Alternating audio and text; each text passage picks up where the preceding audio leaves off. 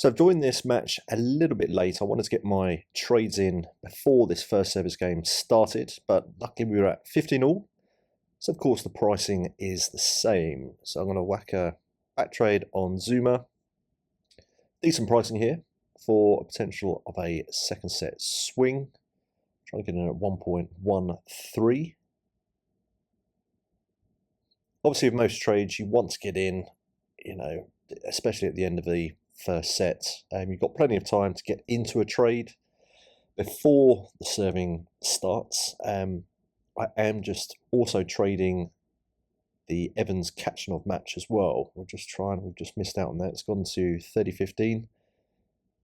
It goes back to 30 all. It should get matched. I don't really want to miss out on that pricing as we've missed a couple of ticks. Actually, it looks like it may. There we go. 30 all it is coming back. And we got matched. So 1.13 and 9.2. So I said I am also trading Evans, Ketmanov, not Kachanov. I wouldn't recommend doing that unless you are a seasoned tennis trader. I would just focus on one match. And even so with myself, I got sort of waylaid with that and I just missed out on getting in just before the second set commenced. So let's have a look at what happened. In this first set, of course, I was just the one break. I was obviously keeping an eye on this before entering my trades. So you're looking at Zuma's stats. First set percentage a bit low, 51%. Breakpoint saved, it's not bad, 5 out of 6. But 48% of total points won. 8 winners, 8 unforced errors is absolutely fine. So no major alarm bells there. Now, Zuma was the clear outsider. We're just going to be locking in profit on the service holds. Now, I'd hope to get at least sort of 10% of my total stake as profit from this. You tend to try and look for sort of 10 to 20%. This does, of course, vary with what happened in that first set and, of course, the pricing. So let's just take a look at the pricing. So as you can see there, 1.40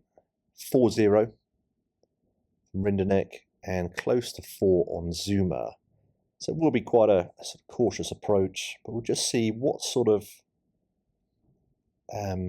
return we get on this first service game. If we're not close to 10%, no, so we're just around the sort of £32 mark. So we've only moved from 113 to 115. So we're not close to 10%. So I'm going to close off this lay side. Yeah, we're not even getting the liquidity there. So we've gone to 50 now. I'd assume that probably is love 15. It hasn't come in just yet. So it is darting around a bit. I'll try and just grab that while it's there. I assumed it was going to love 15. Actually wasn't. There was obviously just a bit of overreaction in price. But 113 to 114, yeah, I mean, that is not a good return. So what I'll look to do, I'll just leave a little bit of money in the market to chase a potential break in the second set. But this is a key thing to look out for when you are just trading off the service holds. Just be aware of how much money you're locking in. It's all about risk versus reward. So, I mean, actually, we are close to 10% there. It will drop down now because Rinderneck's gone 15 love up, but we've locked in a lot of that trade. So there's only a little bit to run if we do get the break. But also bearing in mind that Zuma is the clear outsider. Again, when you're looking at probability-wise, it is a much lower probability that Zuma will come back in this second set. But if he did get a break, we've got a nice swing there. If we can get in at 1.13 and you're looking at around 9.2, there's a potential for a very big swing back down on Zuma to around the 3.5 mark. So you are looking at decent profit there. But I think given this very small price movement in this first set, you've got to really assess it in terms of risk versus reward. What's the downside? A potential big hole in your profit, well into the red, whereas on the plus side, just a little bit. So we did just get less than 10%. So you want to be looking at between 10 and 20% locked in on the service holds. They've quite a high there of also 10.5, so a bit of overreaction in price before it settled at around the 9.2 mark at the beginning of this first set. I'd always advise, really do keep an eye on this pricing, looking out for support and resistance levels as well. Let's take a look again at this first set. So it actually had some decent service holds. First one, obviously on that early break, was a bit dodgy.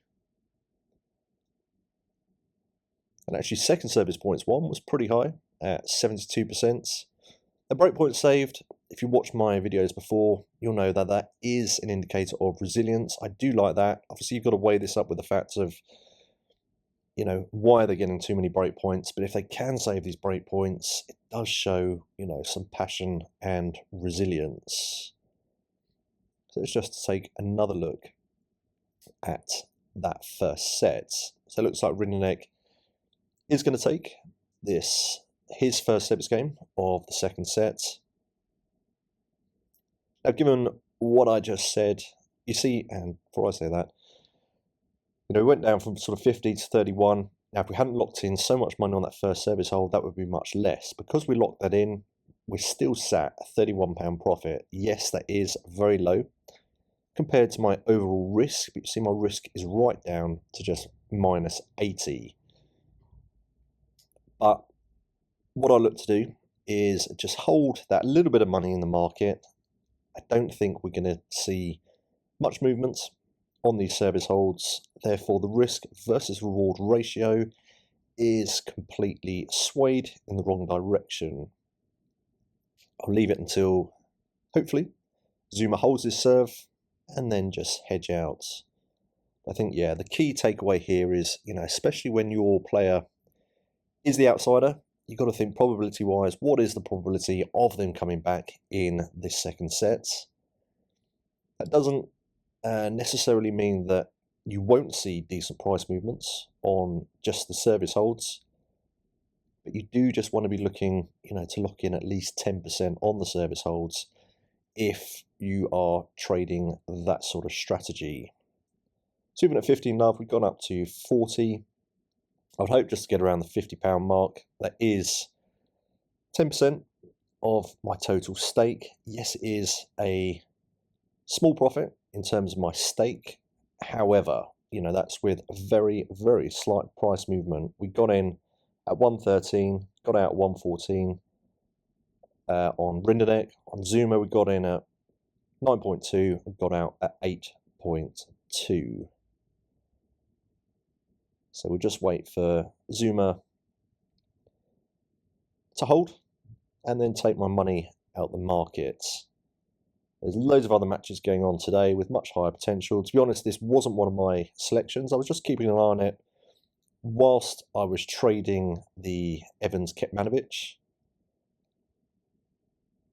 So this was really just looking for a sort of bonus trade here. Let's say 10% is 10%, but that's why I'm getting out early.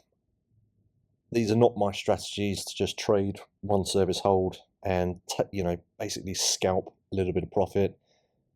We are looking for much bigger profits, sort of 1 to 2 points profit per trade. So 48, 50, but let's take that. There we go. So pretty easy, straightforward 50 quid, but yeah, this trading match is not for me. Yeah, and there we go. It's actually calculated. So we've actually got 50 on Rinderneck. I'm going to leave that in. If Zuma does go on to win it, we got a little bit more at 70, almost £77. But there we go. Yeah, so key take-home messages. Really pay attention to how much profit you are locking in on these service holds, if that is your strategy. And obviously weigh this up with the probability of where your player was priced against his opponent at the start of the match. If you found this video useful, please do subscribe to my YouTube channel, Pro Tennis Trader, where you'll find loads more of the same, loads of trading strategies, in-play analysis, and lots more. And if you would like to become a pro tennis trader, you can start your tennis trading journey at protennistrader.teachable.com, where you can enroll in my free video course, a free introduction into tennis trading. You can also pick up a free ebook, Tennis Trading, the Ultimate Guide to Getting Started. I'll see you soon.